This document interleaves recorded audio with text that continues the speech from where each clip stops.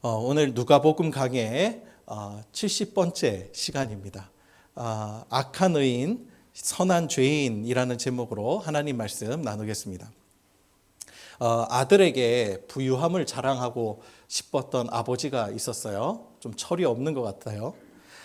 자신의 7살 된 아들에게 아빠가 내가 얼마나 부자인가를 좀 보여주고 싶어서 가난한 사람들은 과연 어떻게 사는지 그렇게 보여주기로 마음먹었습니다.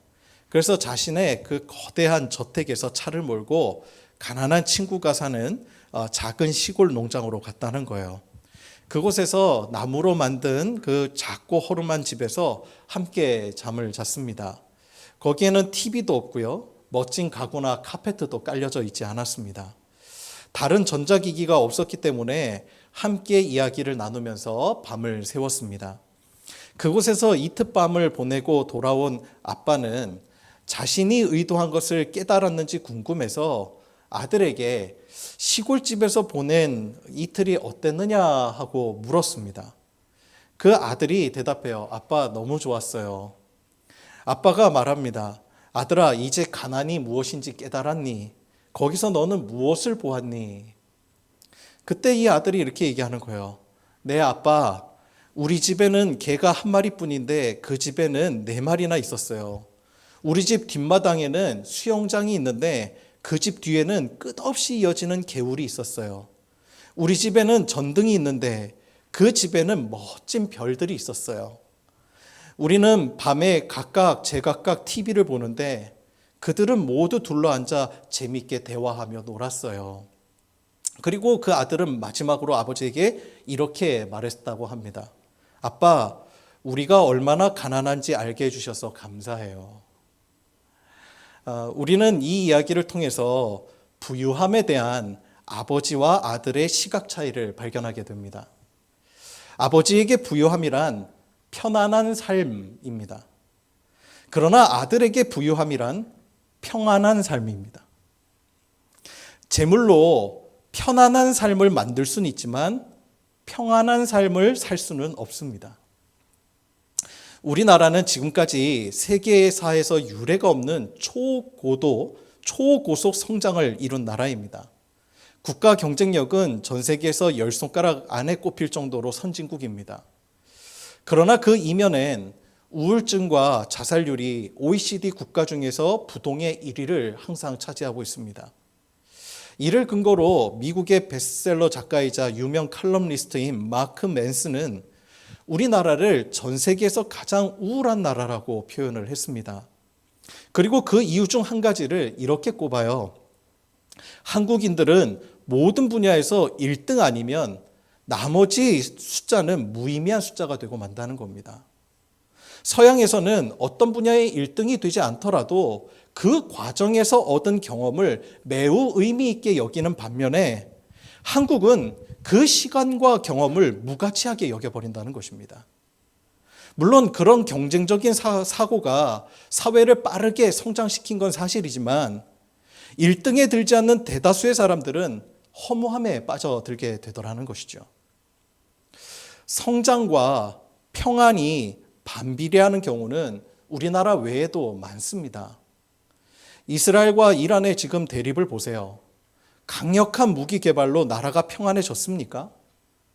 그들의 그 부유함이 평안을 가져다 주었나요? 편안하지 않아도 평안할 수 있습니다. 그러나 평안 없이는 편안할 수가 없습니다. 하나님을 잃어버린 인간은 참된 평안을 찾아서 방황하고 살았어요. 그 모습을 성경은 이렇게 묘사하죠. 무거운 짐진 자.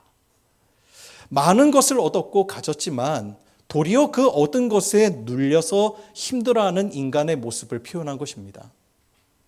그런 우리에게 하나님은 이렇게 말씀하세요. 요한복음 14장 27절입니다. 평안을 너희에게 끼치노니 곧 나의 평안을 너희에게 주노라. 내가 너희에게 주는 것은 세상이 주는 것과 같지 아니하니라. 너희는 마음에 근심하지도 말고 두려워하지도 말라. 아멘. 하나님은 편안한 삶을 얻기 위해 쉼없이 내달리는 우리에게 평안을 주시길 원하십니다. 참된 안식과 쉼을 주기 원하신다는 것입니다. 오늘 본문에는 두 사람이 등장해요. 첫 번째 사람은 부자 청년. 오늘 말씀에는 누가복음에는 관리라고 나오지만 다른 복음에서는 그가 청년이었다라고 이야기를 합니다. 우리는 오늘 부자 청년이라고 이야기하겠습니다. 첫 번째 사람은 부자 청년이고 다른 한 사람은 세리장 삭개오입니다. 이 둘의 공통점은 모두 재물이 가져다주는 부유함에 자신의 인생의 가치를 두고 살았던 사람입니다. 둘 다 부자였어요. 오늘날 우리네 모습과 매우 닮아 있죠. 그러나 둘의 차이가 있다면 부자 청년은 대단히 종교적으로 흠이 없고 사람들로부터 평판이 좋은 사람이었다면 삭개오는 사람들로부터 죄인이라고 손가락질 받을 정도로 사회적으로나 종교적으로나 평판이 매우 좋지 않았던 사람이라는 점입니다. 그 차이예요. 그런데 우리를 좀 불편하게 하고 의문을 들게 하고 좀 놀라운 점은 의인으로 평가받던 부자 청년은 영생을 얻지 못했고 삭개오는 구원을 얻었다는 것입니다. 오늘 우리가 이 사실에 주목해 보아야 하는 거예요. 예수님의 평가는 사람들의 기준과 다를 수 있다는 것입니다. 당시 사람들에게 부자 청년은 의인이었습니다. 반면 삭개오는 죄인이었습니다. 그러나 그들의 공통점은 그들의 삶의 주인이 똑같다는 것입니다. 바로 그들의 삶의 주인은 재물이었습니다.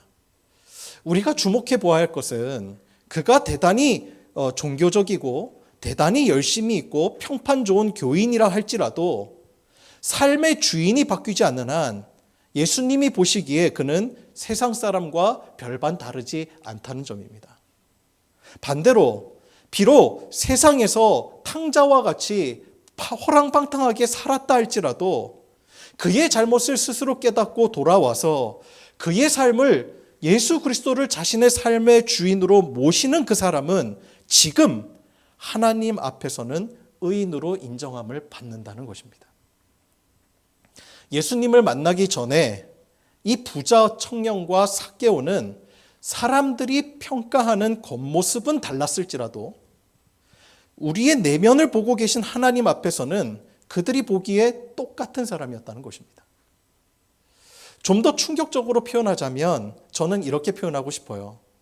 삶의 주인이 바뀌지 않는 이 삶은 두 가지로 나타난다는 것입니다. 첫째, 교회를 다니는 우상숭배자와 교회를 다니지 않는 우상숭배자. 부자 청년은 종교적으로 열심히 있던 우리식으로 말하면 교회 다니는 우상숭배자였고, 그러나 반대로 삭개오는 종교적으로 대단히 흠이 많은 교회 다니지 않는 우상숭배자였다는 것입니다. 그러나 본질은 다를 바가 없었습니다. 오늘 본문에 등장하는 이 부자 청년과 삭개오에 대한 매우 적절한 표현이라고 저는 생각해요. 교회에 다니느냐 아니냐의 차이일 뿐 우상숭배자라는 점에서는 똑같다라고 하는 것입니다. 부자 청년은 예수님께 나와서 영생을 어떻게 해야 얻을 수 있는지를 묻습니다. 그는 그동안 자신이 율법을 얼마나 잘 지켜왔는지도 말씀드려요.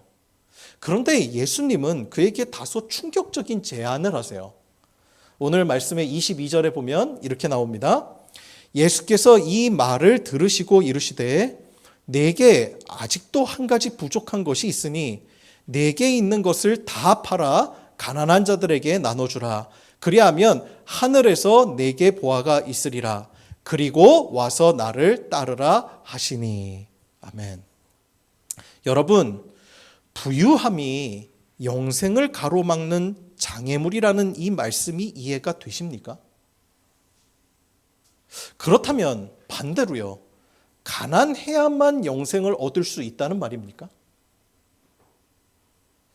우리는 이 말씀의 포인트를 부유함과 가난함에다가 두다 보니까 가난이 구원의 조건이나 의로운 것이라고 오해할 수가 있습니다. 하지만 그렇지가 않아요. 오늘 이 말씀을 다시 한번 자세히 읽어보아야 돼요. 다시 한번 자세히 읽어볼까요? 주님은 이렇게 얘기를 하세요. 내게 있는 것을 다 팔아 가난한 자들에게 나누어 주라라고 말씀하세요. 우리는 이 말씀을 이렇게 해석하세요. 이렇게 보통 해석합니다. 재물을 이제 이 부자 청년이 다 나누어 줬으니까 이제 이 사람 되게 가난하게 되겠구나. 이 사람 되게 궁핍한 삶을 살겠구나. 그런데 이렇게 반응하는 이유가 뭐죠? 그 다음의 내용을 읽지 않아서 그래요. 그 다음의 내용이 중요한 말씀이 나오죠. 뭐라고 나옵니까? 제가 이어서 읽어드릴게요. 그리하면 하늘에서 내게 보화가 있으리라. 아멘. 하나님 나라의 부요함을 경험하게 될 것이라는 거예요. 하지만 이 말씀의 핵심이요, 빈부에 있는 것이 아니에요. 부자나 가난한 자. 예수님의 말씀에서 이 말씀의 핵심은요, 나를 따르라는 것에 있는 거예요. 부자 청년이 예수님을 따르지 못한 이유가 뭘까요? 이유가 무엇일까요? 예수님께서 분명 약속하셨거든요. 그리하면 내게 하늘의 보화가 있으리라. 그렇죠? 약속하셨어요. 우리도 하나님으로부터 부자 청년과 같은 요구를 받을 때가 있지요. 내가 주인 삼고 살던 것, 의지하던 것을 주님은 내려놓으라고 말씀하십니다. 그럴 때 우리는 하나님이 우리의 것을 빼앗아가는 분으로 그렇게 오해하기가 쉬워요. 그러나 그렇지 않습니다. 악한 부모라도 자녀에게 좋은 것을 줄 아는데 좋으신 주님이 우리에게 무언가를 말씀하셨다는 것은 진짜 좋은 것을 주시기 원함이라는 거예요. 그런데 그것을 얻기 위해서는 내려놓는 것, 비우는 것이 선행되어야 된다는 거예요. 여러분, 우리의 팔에 두 팔이 있습니다. 두 팔에 한가득 짐을 가득 안고서 주님을 안을 수가 없어요. 주님은 내게 오라고 말씀하세요. 그런데 우리는 뭐라고 해요? 주님, 제가 짊어지고 들고 있는 이 짐이 많아서 주님을 안을 수가 없네요. 이게 우리의 형편이란 말이에요. 지금 처지고 우리의 상황이에요. 주님은 먼저 그 짐 내려놓으라는 거예요. 아버지께로 오라는 겁니다. 둘째 아들이 탕자가 아버지께로 돌아갔을 때 살았잖아요. 돌아갔을 때 아버지의 집이 나의 집이 된 거잖아요. 그가 모든 것을 다시 얻은 거잖아요. 그런데 여전히 우리는 제가 가진 것 때문에 주님을 안을 수가 없어요. 이게 어리석은 삶이라는 거예요. 부자 청년에게 부유함은 단순히 편리하고 풍족한 삶만을 의미하지는 않았어요. 우리는 편리하고 풍족한 삶 외에도 부유함이 가져다주는 또 다른 혜택이 있다는 걸 우리는 잘 알죠. 그게 바로 뭐예요? 영향력입니다. 영향력. 부자 청년에게 부유함은요, 자신의 의로움을 증명할 수 있는 도구였어요. 당시 유대인들은 부유함을 하나님의 복으로, 가난을 하나님의 화로 해석을 했습니다. 종교 지도자들은 율법이 금하는 저울 엄청 속였어요. 구분 재판을 통해서 남의 것을 빼앗는 등 불의한 세상을 다 만들어 놓고도 그렇게 양산된 수많은 피해자들에게 저주받은 사람이라고 종교적인 낙인까지 찍었던 사람들이에요. 또 부유함은 자신이 선의 주체자로서 살 수 있게 하는 도구이기도 해요. 부자 청년이요, 마을 사람들에게 선을 베풀었습니다. 착한 일을 했어요. 그래서 칭송도 받았습니다. 부자 청년에게는 자신의 의, 또 자신이 선의 주체자로서의 영향력 등 자기 자신을 실제로는 놓지 못하고 있었던 거예요. 하늘의 보화가 있을 것이라는 예수님의 말씀에도 자신의 것을 내려놓지 못하는 이유는 하나님의 복을 흘려보내는 통로가 되기보다는 자기 자신이 내가 복의 주체자가 되고 싶은 마음이 더 컸기 때문이에요. 선의 통로가 되기보다 선의 주체자가 되고 싶은 마음, 그래서 사람들로부터 칭송을 받고 싶은 마음, 내 이름이 드높아지는 그 마음, 그것이 그 청년의 마음의 중심에 있었단 말입니다. 하나님을 완전히 오해하고 있었어요. 부자 청년은 하늘의 보화보다 자신의 영향력을 보장해 줄 재물을 내려놓을 수가 없었던 거예요. 부자 청년은 말씀에 보면 주님이 네가 율법을 지켰느냐 이야기해요. 그때 이 부자 청년 주님의 질문에 다 답합니다. 간음하지 않았냐? 안 했습니다. 도둑질 안 했냐? 안 했습니다. 거짓 증언하지 말라. 이 계명 잘 지켰냐? 잘 지켰죠. 부모 잘 공경하고 있냐? 잘 공경합니다. 보면요, 십계명의 율법대로 보면요, 이 청년이요 흠이 없어요. 그래서 이 청년 떳떳했습니다. 제가 다 지켰나이다 이랬어요. 구제도 잘했어요. 그러나 정작 그에게 없었던 것이 한 가지가 있어요. 그것이 무엇입니까? 우리가 오늘 말씀 속에서 잘 주목해 보아야 할 게 있어요. 그것은 예수님께서 부자 청년에게 질문하신 계명들 중에 의도적으로 빠져있는 계명들이 있다는 거예요. 그것이 바로 10계명의 첫 번째에서부터 네 번째까지 계명이죠. 그 계명이 뭐예요? 간음하지 말라 이거 나오기 전에요. 뭐가 먼저 선행됩니까? 나 외에는 다른 신을 두지 말라. 너를 위하여 우상을 만들지 말라. 너는 내 하나님 여호와의 이름을 망령되게 부르지 말라. 안식일을 기억하여 거룩하게 지키라. 이 계명들은요, 전부 다 무엇과 관련된 거예요? 하나님과의 관계와 관련된 말씀이에요. 반대로 부자가 다 지켰다고 대답한 계명들은 전부 다 이웃들, 사람들과의 관계와 관련된 계명들이라는 거예요. 그러니까 그는 선을 베푸는 것으로 자신의 종교적 의무를 다했다고 생각했어요. 그리고 그것들은 다 눈에 보이는 것들입니다. 하지만 하나님과의 관계는 눈에 보이지가 않아요. 자신의 마음속에 자신이라고 하는 우상을 두어도 나도 속이고 남도 속일 수가 있는 것입니다. 그런 부자 청년에게 예수님께서는 나머지 4개 계명을 압축한 말씀으로 그에게 권면하고 계신 거예요. 그게 무슨 권면입니까? 너에게 한 가지 부족한 것이 있어. 네가 붙들고 있는 그 우상 내려놓고 나를 따를 것이라. 하나님과의 관계를 회복하라는 것입니다. 겉으로 네가 이웃과의 보이는 관계를 온전히 했다고 해서 그 의무를 다했다고 해서 네가 온전한 하나님의 백성이라고 말할 수가 없어. 왜? 너 안에 있는 이 앞에 4계명을 너는 지켰니? 너는 우상을 두지 말라는 이 말씀에 떳떳하니? 그 말씀에는 대답할 수가 없었던 것입니다. 그러자 그는 결국 예수님을 포기합니다. 자기 자신이라고 하는 우상을 놓을 수가 없었던 것이죠. 그런데 반면에 오늘 불의한 사람, 죄인이라고 취급받던 세리장 삭개오는 어떻습니까? 그 역시 많은 재물이 그의 인생의 가장 중요한 가치였어요. 심지어 사람들로부터 손가락질 받아도 그 인생에는 재물이 그렇게 중요했던 거예요. 사람들이 뭐라고 한들. 그래서 삭개오는 등장부터가 부자와는 너무 달라요. 여러분, 부자 청년은 어떻게 주님 앞에서요? 당당하게 나오잖아요. 자기가 당당하게 나와서 주님 어떻게 해야 영생을 얻습니까? 당당합니다. 하지만 삭개오의 등장은 어떻습니까? 자기 스스로 불의하다는 걸 알아요. 그래서 돌 무화과 나무를 선택해서 그 위에 올라가서 겨우겨우 주님을 먼 발치에서 쳐다볼 뿐입니다. 자기 자신을 잘 알았겠죠. 삭개오에게는요, 주님께 다가가고 싶은 갈망이 있었지만 자기의 형편을 너무나도 잘 알고 있는 거예요. 죄인 중에 괴수인 자신은 예수님께 은총받을 수 있는 자라는 생각을 아예 갖지 않고 있었던 거예요. 그런데 주님은 그 마음을 보셨다는 거예요. 그리고 그의 이름, 삭개오라고 주님이 이름을 불렀을 때 삭개오는 마치 기다렸다는 듯 그 주님을 자신의 집으로 모십니다.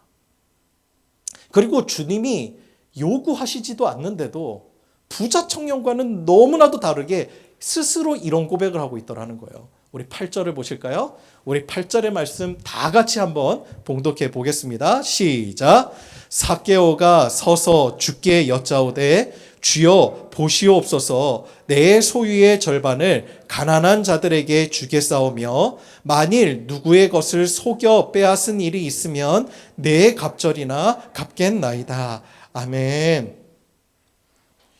삭개오는 속여 빼앗는 삶을 살아왔었어요. 그런데 생각해 보세요. 이 말씀을 자기가 예수님께 약속을 한 대로 이행한다고 하면 그 말의 뜻은 뭘까요? 모든 것을 잃어도 좋다는 말이에요.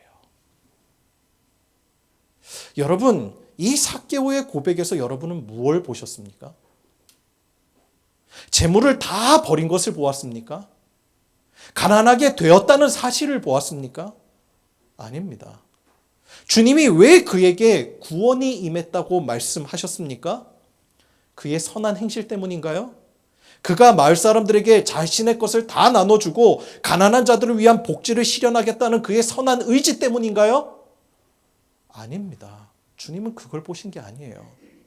주님이 보신 것은 그의 가치관의 변화를 보신 거예요. 그동안 돈이 인생의 최고였던, 그것을 우상으로 삼으며 살았던 그에게 변화가 생겼습니다. 주인이 바뀐 것입니다. 그에게는 죄인이었던 자신의 이름을 불러주신 예수님을 자신의 삶의 주인으로 모신 거예요. 편안한 삶을 살기 위해 부단히 애쓰고 수고했지만, 그래서 많은 것을 이뤘음에도 불구하고 평안이 없었던 그의 삶에 진정한 하나님 나라의 샬롬, 평안이 그에게 임한 것입니다. 여러분, 그리스도인이 된다는 것은 선한 의지를 갖는다는 말이 아닙니다.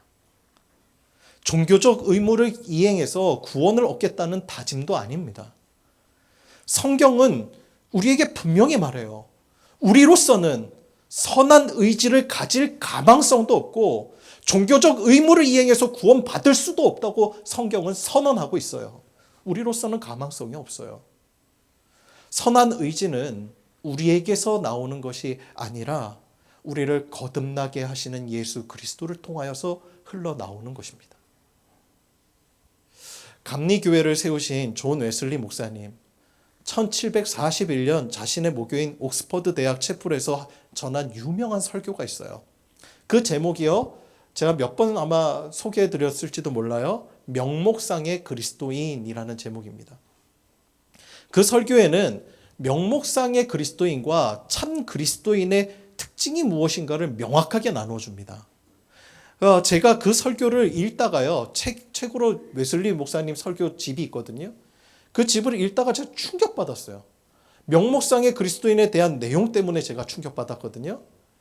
제가 지금 그 명목상의 그리스도인에 대한 설교 내용을 요약해서 한번 읽어드릴게요. 잘 들어보세요. 그런데 들을 때 주의하셔야 될 사항이 뭐냐면, 이 내용이 절대로 참 그리스도인을 말하는 것이 아니라 명목상 그리스도인에 대한 구절이라는 것을 염두에 두시고 들어보시기 바라요. 제가 읽어드릴게요.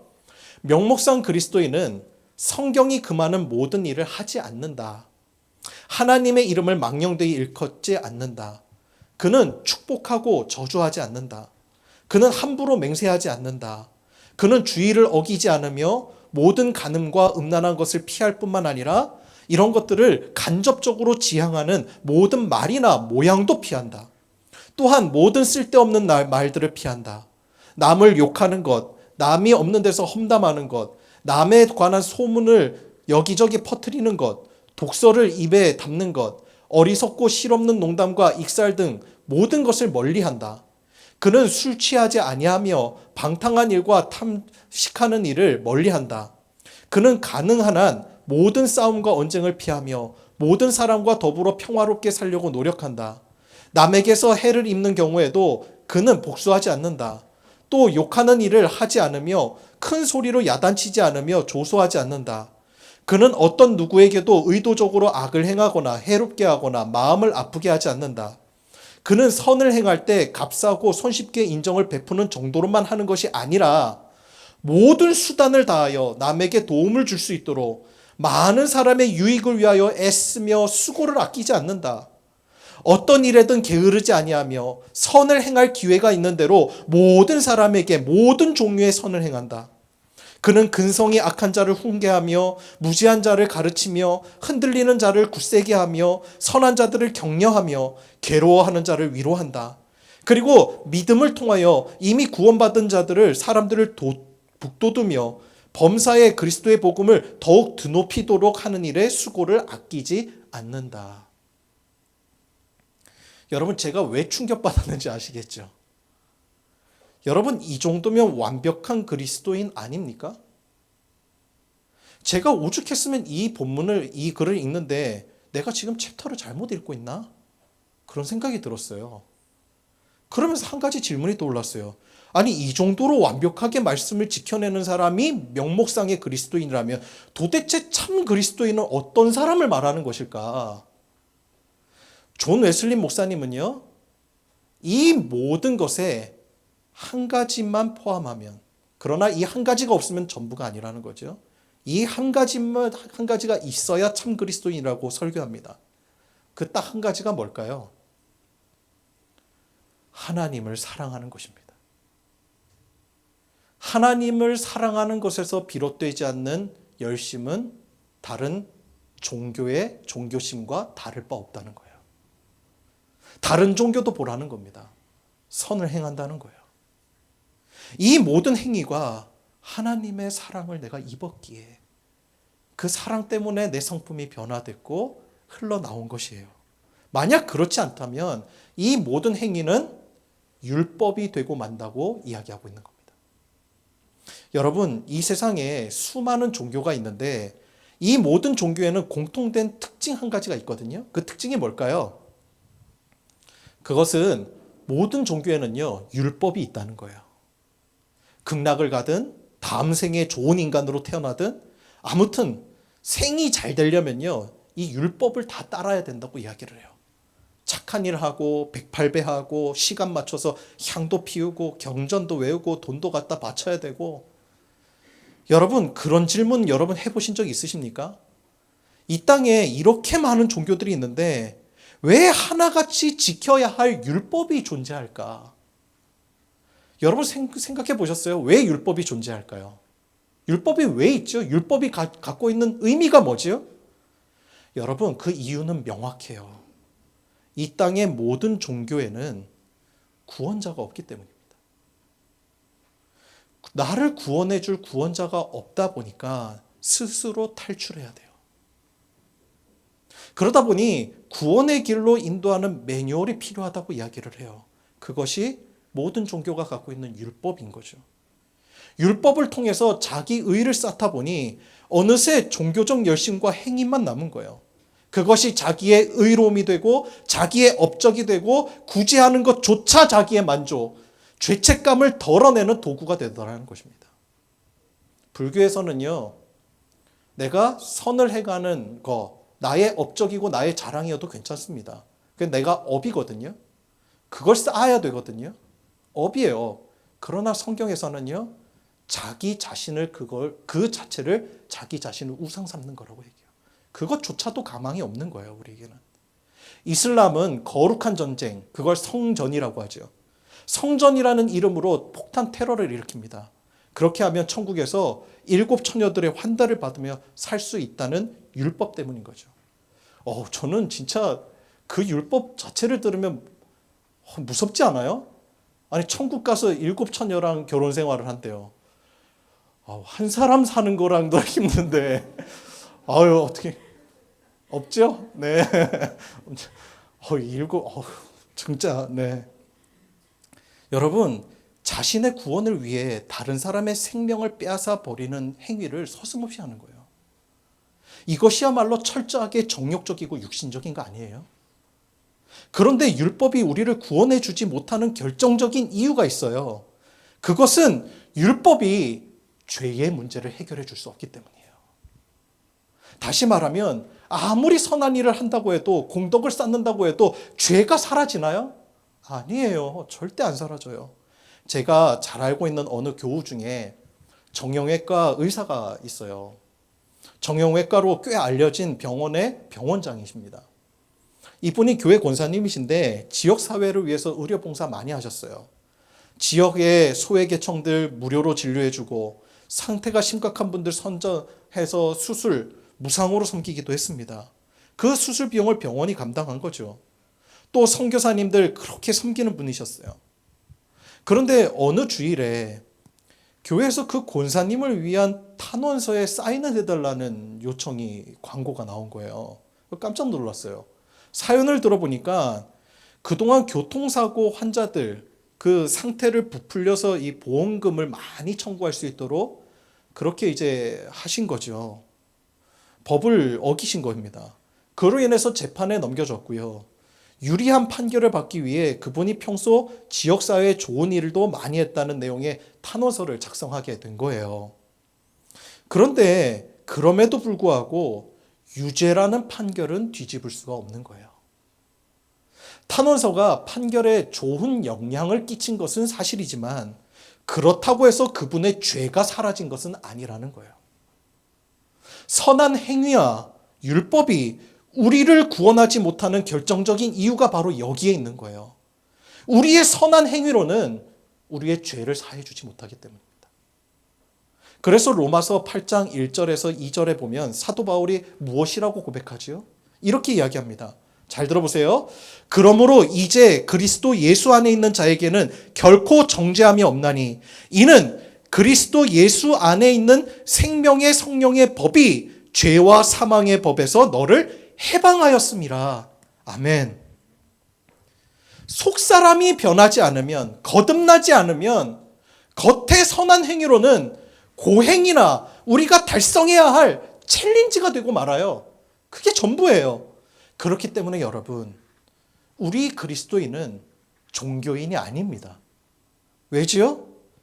우리가 율법 아래에 있는 자들이 아니기 때문에요. 모든 종교는 율법으로 인해서 보다 좋은 사람을 만들 수 있을지 몰라도 죄와 사망의 법에서 해방시킬 수는 없습니다. 오직 예수님만이 구원자가 되실 수 있는 것은 그분만이 우리의 죄를 사해 주셨기 때문이에요. 여러분, 부자 청년에게 구원이 임하지 못한 이유를 이제 아시겠습니까? 2000년대에 최고의 대랍비를 꼽으라면요, 유대인들은 지금도 다놓고 이차 카두리라는 사람을 꼽습니다. 그가 최고의 석학이었어요. 유대교 랍비들 사이에서도요, 이 차디익이라고 불렸습니다. 우리로 말하면요, 성인이라고 하는 뜻이에요. 이분이요, 지난 2006년 1월에 숨을 거두셨거든요. 근데 그분이요, 죽기 전에 유언을 쪽지에 글로 남기셨어요. 그리고 그분이 이렇게 이야기합니다. 내가 죽고 나서 반드시 1년 뒤에 나의 이제 그 기념일, 나의 죽음을 기념하는 이제 기념일에 이 글을 공개할 걸 당부하고 숨을 거두셨어요. 1년 뒤에 그의 기일이 되어서요, 많은 사람들이 카두리의 유언을 듣자고 다 몰려왔습니다. 실제로요, 이 정도 대랍비의 기일이 되면요, 이스라엘 전역은 교통마비가 될 정도로 사람들 많이 모인대요.